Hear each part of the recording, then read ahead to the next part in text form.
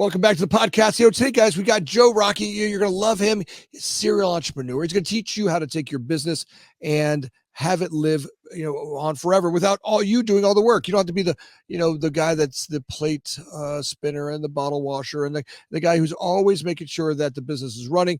You as an entrepreneur deserve a life. He's going to help you create a business that can run itself and be transferable to somebody else and increase its value.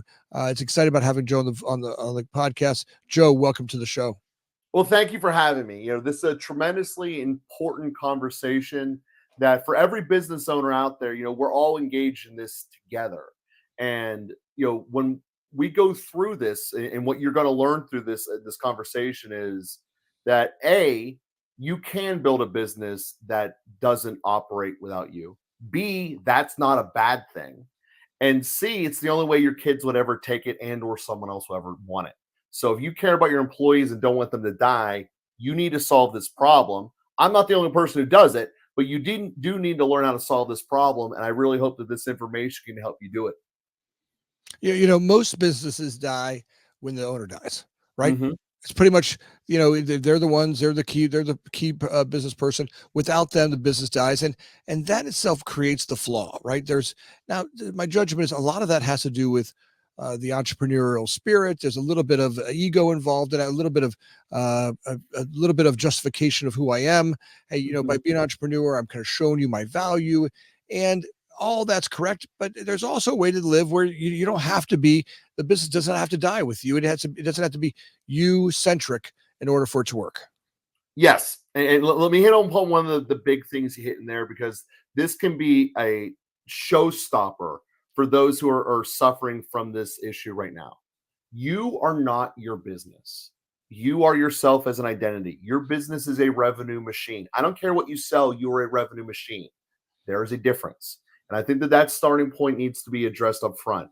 Now, a lot of us have the mentality as business owners of, I don't do this, it ain't going to get done. And that's what drives us to get into these situations you're just talking about right there, Anthony, of I have to do everything. I have to be wiping the windows. I have to be cleaning the dishes. I have to be doing all this. And the reality is no. In fact, actually, if you're building your business correctly, you shouldn't have to do any of it. You should have trained your employees correctly and have it in a situation where they are self-motivated and desiring to do that. The problem is that virtually every single person out there is doing it wrong. Because if you have either hourly or salary employees, the inherent incentive of those employees is not directly aligned with your company's revenue structure, if their positions even lined up with revenue at all. So this is the kind of starting analysis that you need to look at whenever we dive into how do we make a business operate without you. Well, right there, right? The business alignment between employees and the ownership are two different alignments. And so let's get into that. Why do we set it up that way? Where does that come from? And let's kind of dive into, what do we call that? What's that conflict? We set it up that way because of the worst sentence uttered in business, because that's the way we always do it. That's what everyone else does. That's right. I mean, if they're all doing it, I can't get in trouble. No one's going to sue me for doing it like everyone else. So let me give you an example here that I think will be able to resonate with everyone, because most people have been in a hotel before. One of my clients has the hotel, and for his house, his product is the cleanliness of the rooms. Think about it. If you're a hotel, you're buying for the room, right? That's your product. So his housekeepers were all paid minimum wage. And they all basically, if they didn't clean it good enough, got yelled at a lot. So as a result, what happens? Massive turnover left and right.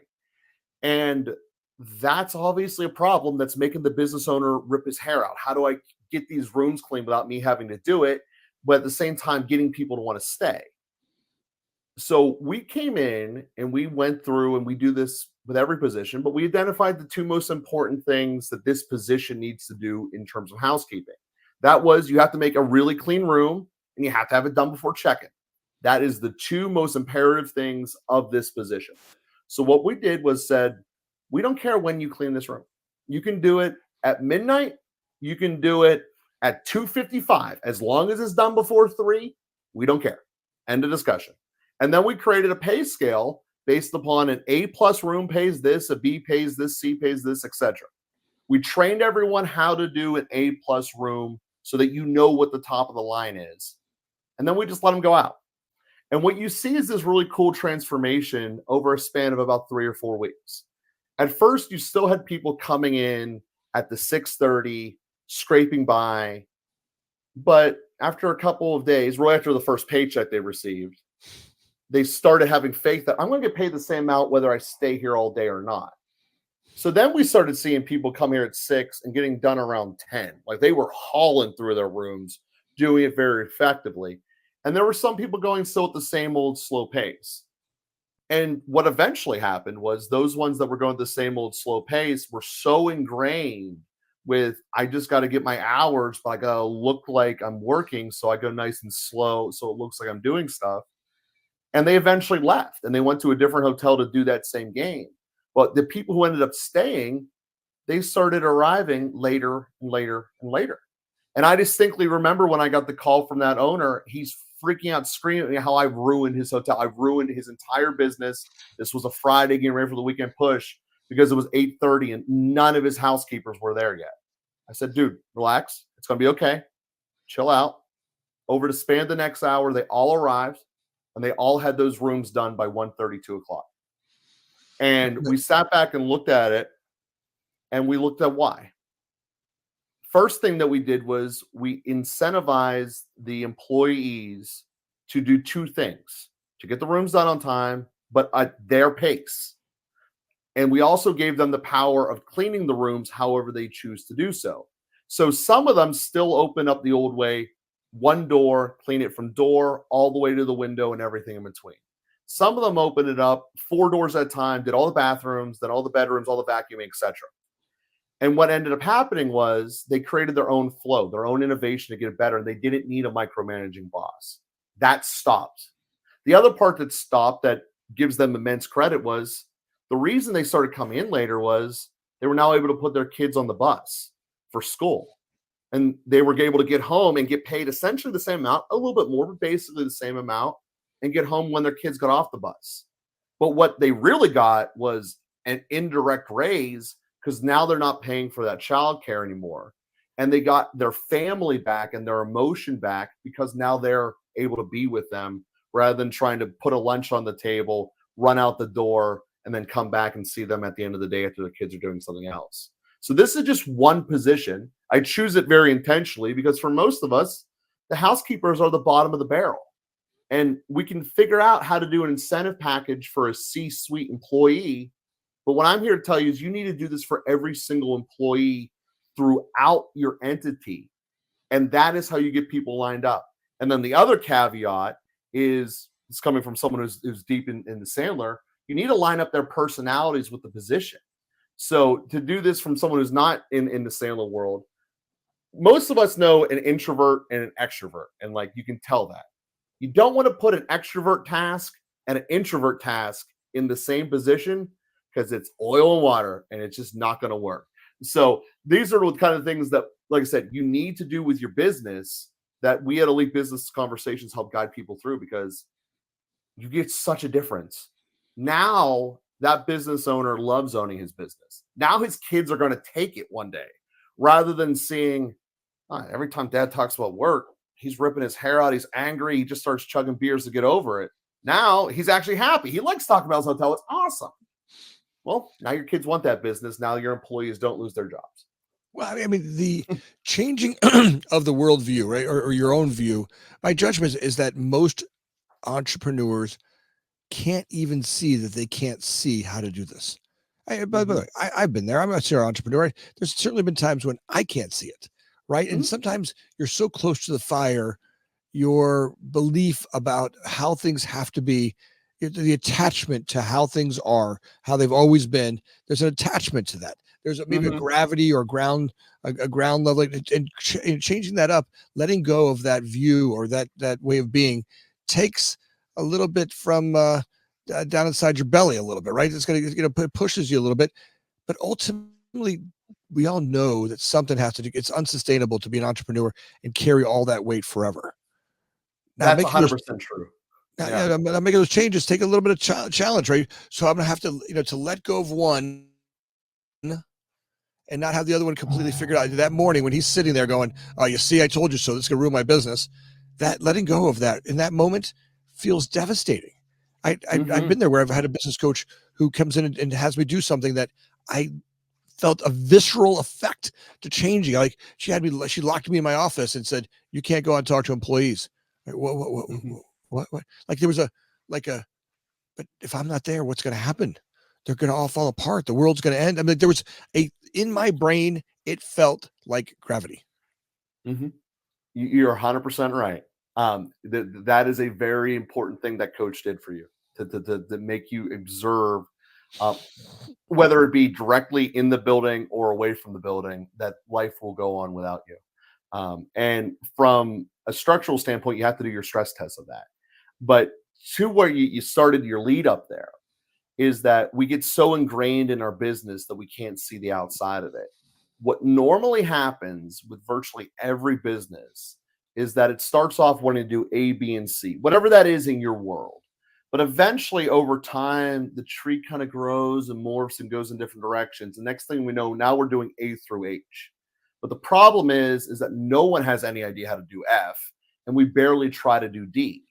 So what happens as business owners? We get sucked to those two departments that are things we didn't want to do in the first place, but we have to, or else the business is going to crumble.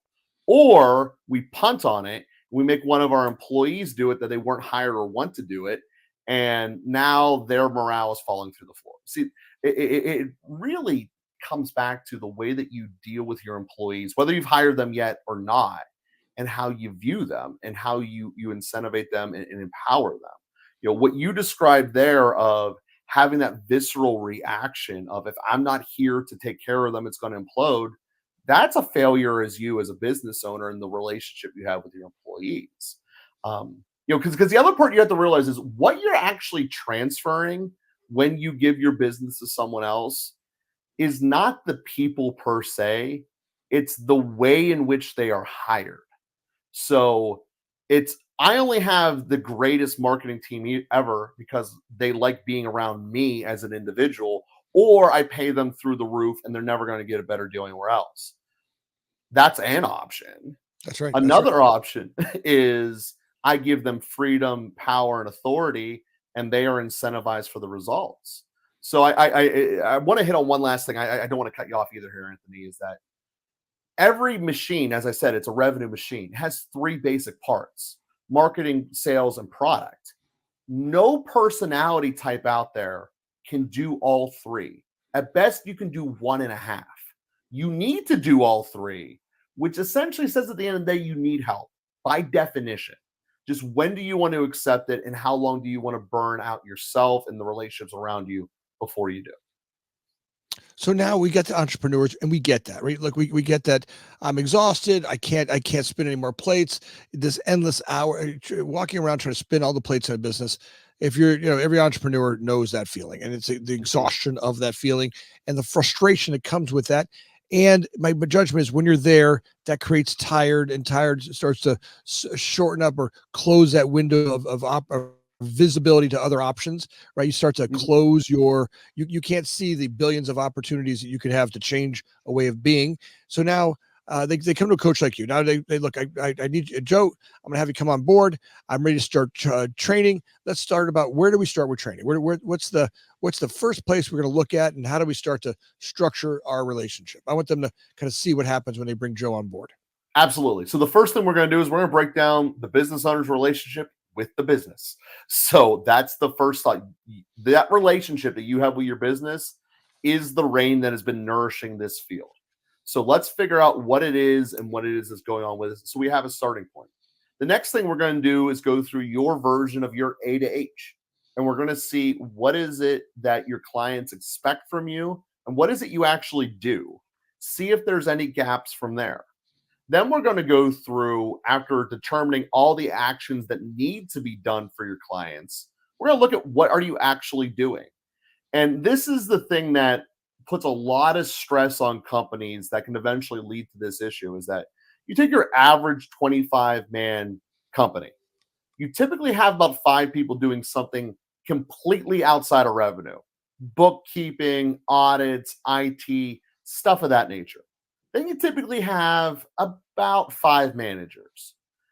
So you're looking at, of the three things that your business needs to survive, 40% of your employees are not engaged. And then of that, typically about 12 of them are in the product. So your one or two salespeople and marketing guys have a ton of pressure on them. And as a result, they have leverage over you, a ton of leverage over you. Because if they ever leave, well, now you have to cover payroll for all these other 22 people, and we have no ability to make more revenue. So that's why most business owners recognize this and make themselves the chief revenue officer, the only salesperson, the go to guy, whatever you're calling yourself. We're going to fix all that. First off, we're going to train people how to do marketing and sales correctly. But more so, what we're going to do is we're going to empower them to do it the right way and to do it in a way where they actually care about the results. Because we all may have been in an environment or can at least visualize one where, hey, we just did this great marketing campaign, but it didn't work. And then internally, it's the marketing team saying, well, the salespeople, they don't know how to convert the leads. We gave them great leads. The sales team's going, no. The marketing team gave us the worst leads ever. They have no idea what we need. And there's no one's on the same team. No one's on the same page, even though they're all underneath the same corporate umbrella. Well, And the way you fix that is you incentivize them so they're all on the same page. well, that therein lies.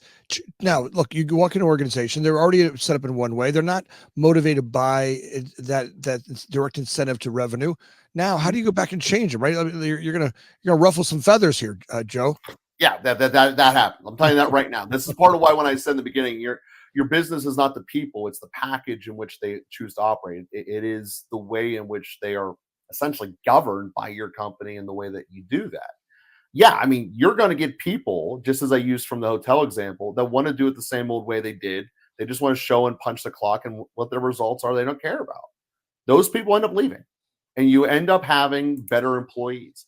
I kind of view this, and you can correct me if you see it a different way here, Anthony, but I view prospects and employees in a very similar mode in that there's about a third of the people out there that want to be the absolute best employee. No matter what, they want to be that. And then there's about a third of the people out there that are basically just doing enough to get by so they don't get fired, so they can just skate through life, if you will. And then there's that middle third that determines, based upon what you put around them, the direction they will go. They can become the absolute bottom barrel, or they become the best employees in your firm. I believe the same thing is true with prospects. If you're a person who can only sell to the absolute best prospect, you're not good at sales. You need to talk to a sales coach to be able to do that. But if you're like, you know what, basically half the people who walk up to me were able to make something happen, make a good connection, well, then you're probably going down the right road. So I use that as an example here to show that you probably already have hired some of the people in that bottom third, and allowing a natural system where they can walk away without guilt, shame, or whatever is a good thing for your entity. And, that's part of what happens when you go through a transformational experience. You're going to come out of your cocoon, and some of the old residue of the cocoon isn't going to look the same. You're a butterfly now. Well, I mean, so now look, this is where the guilt of the owner comes in. I mean, I've experienced it where I hired somebody, and my judgment is I didn't train them properly. Right? They come on board. I told them how to do this. I told them to do that. They said, I got it. And then I walk away, and then month after month, they call it business development, right? We say, all right, you know what you're doing. You hire a seasoned business development person, someone who's done it in other organizations. You can see their success, and now you're bringing them on board, and they're suffering. They're not really producing value. There's a struggle or a lack of clarity about how to bring some. There's some activity, but they're not closing, or they're not getting to not, let's not confuse activity with, value, right? Let's figure out that, there's something, they're moving things around, but they're not getting to the point where this is actually producing revenue for the company. Right. So a lot of times my thought is that we've missed the opportunity to go back and go, all right, as an owner, taking a second and going through the micro steps and attitudes and how to close great deals. Now, that training, most people, every time I talk to any employee, especially as the owner, I go, hey, look, we want to do this and this and this. You understand? And they're like, yeah. No one ever goes, no, I don't understand what you're saying. Let's talk about that some more. They never do that. They always, I got it. They don't want to sound stupid. And then I walk away, and they're not making their sales numbers. And I'm like, oh, Right. And then I get frustrated. Like, oh, you're not calling enough. Hey, you're not dialing for dollars. You're not following your book. You're not doing the stuff that we talked about. But if I find out that they might not even understand that, right? There's other stuff going on. They know how to structure a day, right? Yeah. So my one is to be able to go back and go, all right, I can I need to dive back a little bit. I need to go back a couple steps further with them and start with basic stuff. Here's your chair.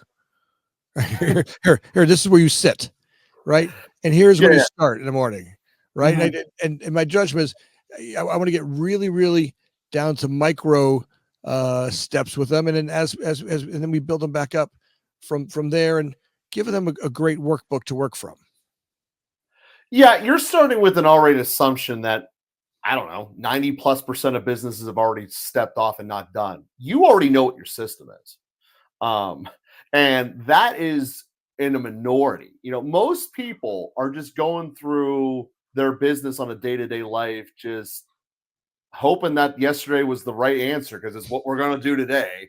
And they're not really a written system and hoping it through. It's why hiring is such a disaster for most companies out there, is that I don't even know what we do. And that's really what, like I said, you got to start with, because you started A, B, and C. And now that you've morphed and gone these other directions, you got to go through what is it you actually do and what do your clients expect.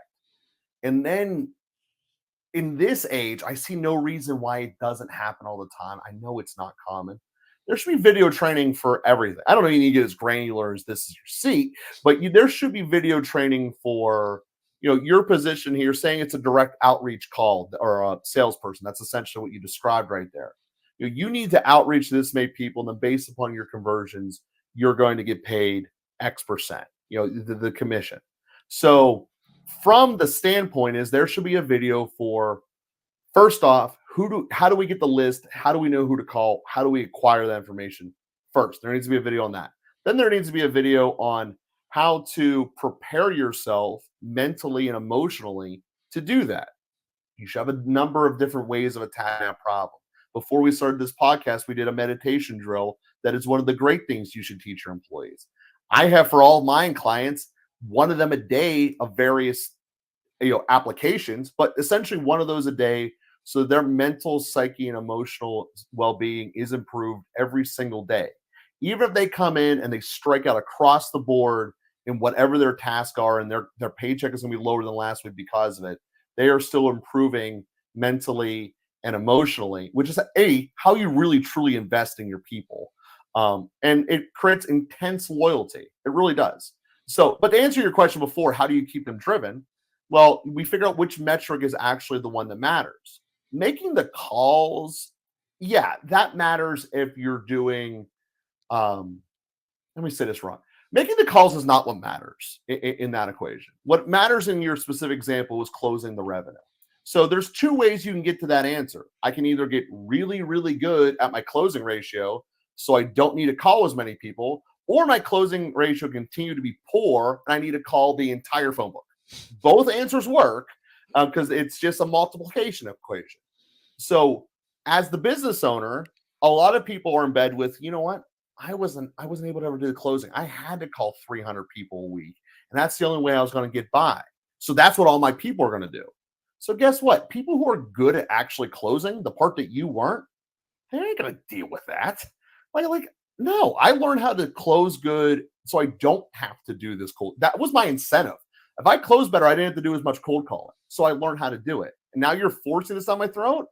All right, I'm already on Indeed. I'm looking for a new job. I'm out of here. Like, hey, it might not have physically happened yet, but you mentally made it happen. But if your answer was, you know what, this is the revenue source. We care that you make the profits.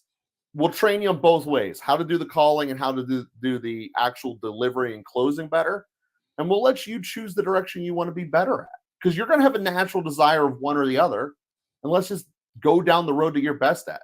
And then eventually what you're going to do is you're going to create those into two different positions of saying, hey, we're going to be able to get someone on the phone who's hot, ready to go, and we're going to set up a sales call with them. And then Jim's taking that sales call because that's what he specializes in. I'm able to get people on the schedule great. He's able to do there. So that's how you go about in granularly going through this. And as your company grows, you become more detailed in each of your approaches as you need them. And the other part you need to be completely okay with is, I might have messed up. So I need to be willing to go through this. And most of the people listening to this will be able to identify what I'm about to describe instantly. The person who was good at their last job got promoted, but has no right being in the chair that they're in now. But the reason they never go back to their old position, at least within your company, is because of shame in the paycheck. You're compensating them wrong. So rather than using them where they are actually at their most talented position, they are staying there to get the bigger salary or bigger perks or however you're doing it. And the reality is if you did it correctly, they would just go back to where they were better and everyone on the team would be better off company wide. But your system doesn't allow that because you did it wrong. It's tough. I mean, look, I've been there. Try to get, look, I give you in fact, I can go back and look at just about every time I've had a failure where I've given someone an increase in paycheck and did not tie that to a performance matrix that said, all right, in order to get this, you have to deliver this. And if you don't, we have to go back to this. Setting that up front, that's, you want to be this guy who's, look, here you're growing with us. We're showing you how to grow you and your family, and you get to make more income. And there's some attachment to that Mr. Nice Guy and wanted to do that, but there's no attachment to them to performance evaluation. In fact, I've messed up more salaries over the years, more production by giving someone an increase in salary without a tie back to a revenue requirement. Yes, and the other thing that whether you realize it or not, because I get it's the way every other company does it. We have our sit downs with our employees. We figure out what the raise should be. There inherently becomes a form of politics involved. Whether you realize it directly, whether you ever wanted it or not, you are people. The natural dynamic of your relationship is he's the boss. He has power, in this case, over my livelihood. And I got to make it so that they like me. Whereas if it was just production, my paycheck tells me whether I did good or not. That guy can hate me for all I care, but I'm getting paid because I'm producing and I'm lining his pockets. And that's what would you rather have? A bunch of people that love the opportunity you gave them, but aren't yes men and give you results, or do you want a bunch of yes men that are constantly kissing up to you to try to get that raise? You might not look at it in that vein of a light, but that's the reality that goes on unless you're directly constantly having your incentives tied to your performance. And then, like I said, you are right. You have to figure out what the right metric is for each position. That's part of training and experience. But you do have to have it there, or else this is how you build a toxic culture. Well, he's only hiring that kind of person or giving a raise to that kind of person for X. And a lot of the times when the other employees are figuring it out, they have no idea what X is, but they just come up with a reason normally out of jealousy or envy. And again, you don't want those driving forces within your workforce. It's a bad thing. But people don't have thoughts like this. All right, so now we start to put together matrix that show your income is tied to revenue produced for the company. We have a direct connection to that. Now start talking about what are some daily drills. How do we start to check that and do litmus test on how are we doing with, what's the setup for a daily drill for a team? Yes, sorry, as I'm looking away from the screen, I'm going to pull up my exact list that I give every single one, as I said, for the emotional drills that we talked about. And each of these are for an hour a day. And I can walk you through all of them individually or quick row through them. That's your call. I'll quickly introduce them to start because they take about 20 minutes to get deep into. But Mondays is going to be, what are the 3 core attributes or traits that you have within you that will work in any situation? And these are really how you overcome limitations. And people end up coming out with results, things such as I have courage. I'm able to stand up and say things. People come to me for guidance. I'm a good listener. Stuff like that is ultimately what will come to mind when you come through that exercise on Monday correctly. The Tuesday exercise is putting yourself into a state, ideally whenever it's sensory deprived, sitting in an uncommon location, and going back in your past and gently looking at a situation in which you were in and taking as much emotion out of it as possible, but looking at the situation, person A and person B. Based upon this relationship dynamics, was the relationship correct? And how could it have been different? Sitting in that spot that might have a little bit of angst, a little bit of fear, and staying there. And how do I sit in this position to be able to really be ready for emotions when they throw them my way? You get so many benefits out of that. We can go do an entire show about why that's good for your life. But that's the Tuesday drill. The Wednesday drill is putting that a little bit more into action. Is that now that we've identified some of these relationships that we wish we had better, maybe they fall apart because, hey, after college, he moved to a different city and we really haven't talked anymore. Or maybe it's something much deeper. I haven't talked to my mom since my dad died, or whatever. Actually reaching out to those individuals and calling them, pressing 10 digits and the green button in your phone, not doing social media, but actually communicating with them. Not with the goal of retribution, but with the goal of connecting, healing. Because the one thing that's true with any psychological study is you put two people in the same room, the further back that event took place, the less likely you two are to agree upon what actually happened. Our brains naturally make us have rose-colored glasses about any situation looking back in time. Our brains do not let us be the villain. Our brains make us the superhero. It's what happened. It's how your brain is built. Right, and it And makes then it. the Thursday, oops, sorry. And we make them the villain, right? I mean, we get that feeling of, Sometimes. yeah, we all of a sudden now we're so you're saying in this practice, this drill, you're going back and the purpose of this is to heal those relationships that are dragging your soul down Yes, once a week. So you're that's going back to because what you ultimately have, and you may realize this or may not, people will experience this as they're gaining weight. It's slowing you down and you're holding you back from an emotional and a mental standpoint. And just like when you lose 100 pounds, you ever talk to someone who's done that, how much more energy they feel, all of that, that's the same result you get just from an emotional and mental standpoint. It is wildly better. This might be talking to your ex-husband. This might be talking to your estranged kids. This is conversations are meaningful. And then there's also lighter ones. Like, I just wish that we had a better relationship with someone that I see regularly. And like, well, let's just talk a little bit. And again, you talk to most businesses, I'm going to take an hour out of my day to basically let my employees do personal calls. The hell are you talking about, Joe? You need to. I mean, this is something that will make them better and improve your employees. Then the Thursday one, which is something that astounds me, is not common practice everywhere. Like, I tell people this, it still astounds me that this is a revelation. Actually sit down and watch the tape of what you do. Every single position that we do when it's in the revenue thing is easily recorded nowadays. Hell, half of commerce is done through Zoom. It was that way before we had COVID. Now it's through the roof. The fact that you're not going back and reviewing your tape is outstanding to me. Like this is why your manager should be doing. Sitting down, this is how your sales call went. Or say you're in marketing. Hey, you made this JPEG that we put out on Facebook. This is what I saw from your one 2 weeks ago. This is your one from this week. This is why I think the difference is. Why do you think the differences are? You do this for every single position. That's what you should be doing on Thursday. Just directly, what did I do and what could I do different as a checkup?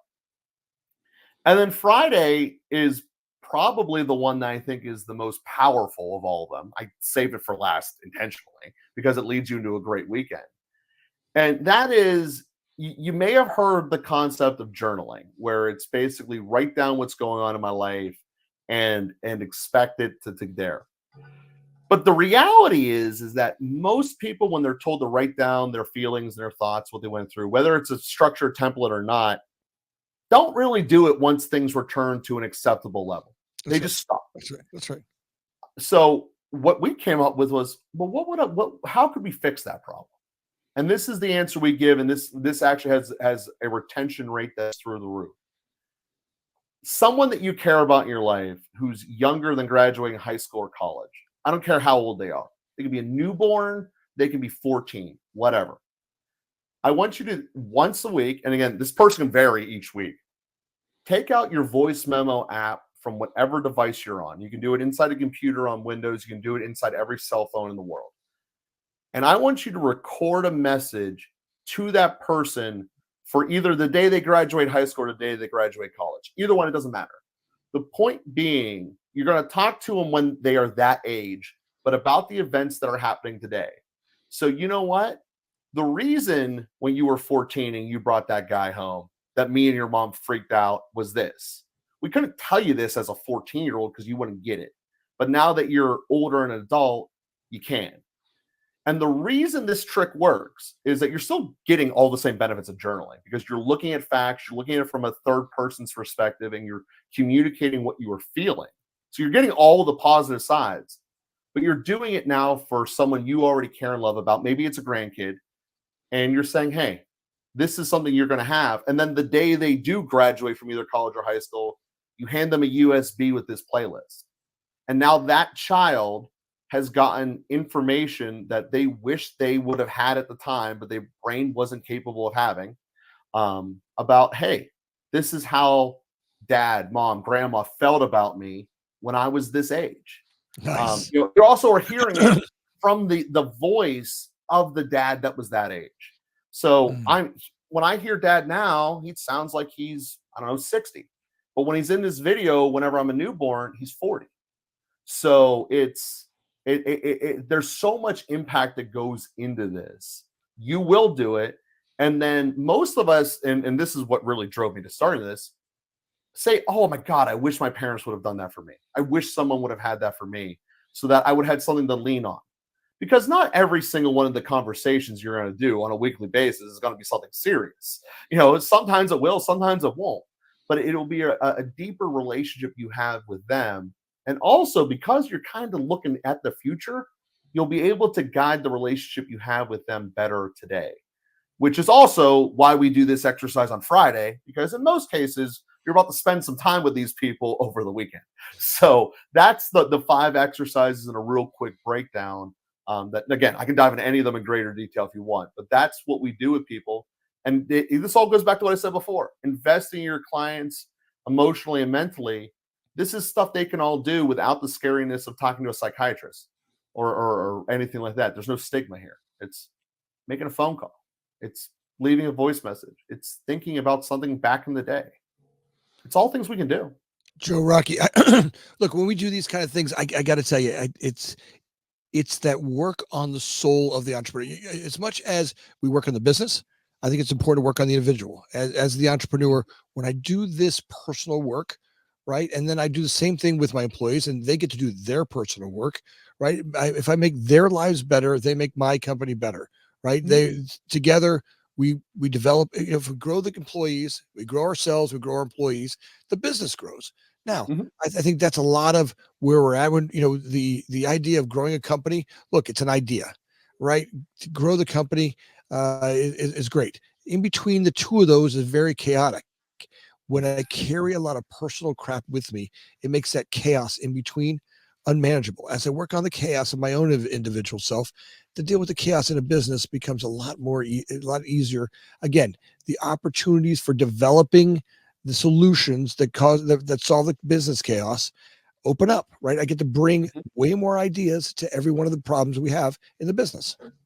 You're 100% right. And to do that analogy in a slightly different field is, if anyone has ever experienced the sensation of being hangry, I'm angry because I haven't eaten in a while, and then you try to do intermittent fasting for just a week, you don't get that feeling anymore.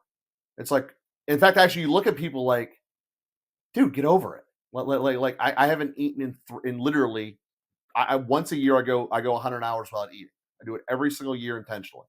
And then you look at people, it's like, you ate 3 hours ago. Shut the hell up. The same thing will happen when you do this with your business and you figure out this emotional side. Yeah. Does it take some effort? Is there some pain involved? Yeah. Not, of course. You're going to be talking to people that might yell at you. They might be negative. But isn't that what life is really anyways? So what you're really learning in these exercises is how to train yourself, how to prepare for situations, and ultimately how to create better situations around you just from doing exercises that no one else would. Most of the society screams about being hangry, whether they realize it or not. How many people actually are willing to do intermittent fasting to grow and get it past it? Yeah, my judgment, most people don't have no idea what real hunger is. I mean, I've traveled this True. world, and you can find people people out there who have real hunger. And when I see those people, you get a real sense of, I have no idea what hunger is. It just my withdrawal from sugar is typically what I'm experiencing. It has nothing to do with the real Mhm. hunger. It's really more of a withdrawal.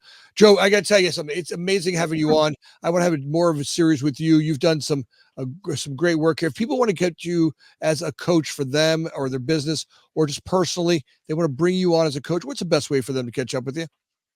Elite Business Conversations. That's Elite Business Conversations. It's a plural. And the website, like I said, that's the like I said, and what we'll do on there is we do a conversation with every person to see if we're a good fit. You're going to talk with either myself or one of the other partners, and we're going to come to a conclusion and see if we be a good fit for each other. I love it. I'm going to put all those connections down below. We are always looking for coaches like you that bring great light to the world.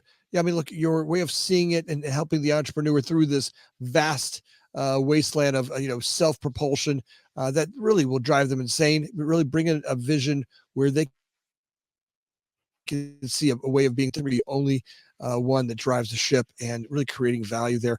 You are a gift to this world. It's been a gift having you on here. Glad to have you here.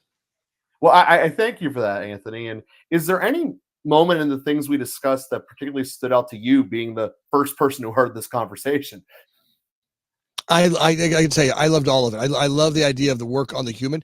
To me, I think that's the number one place to start with as entrepreneurs. Look, once we get down systems, process and procedures, right? I think that's ultimately something that gets overlooked because of you're in the middle of creation, stopping and actually creating process, procedure, deliverable expectations. I think that's a normal one. The entrepreneur oftentimes gets ego driven, and in the process, I got this. No, you don't. Your employees certainly don't. And then you're frustrated with them. You owe them process, procedures, and expectations and deliverables. They need to see that. If they don't see that, they can't deliver. But then also, if they're showing up at work and they're carrying a load of their humanness to the workplace, and they've got this, what I call Fred in my head. When Fred's up there, weighing him down from the past and stories about the past and what they create, if they bring that to the office, they can't see the forest through the trees, and a lot of times that's really the big stopper. My gift is when I work with our teams, I'm always having our leadership team dig deeper than anybody. Look, I think in order to lead people, you have to stand up there doing the most amount of work on yourself and your team and your processes. And then, you trickle that down to your teams, and then you offer them the ability to do the same work. And usually that a combination really creates great stuff. So I think you're right on with exactly what you're talking about there. Perfect. And I'm glad to see that's what resonates because it does make a huge difference. I mean, you see it, it is massive. And again, it's like anything else.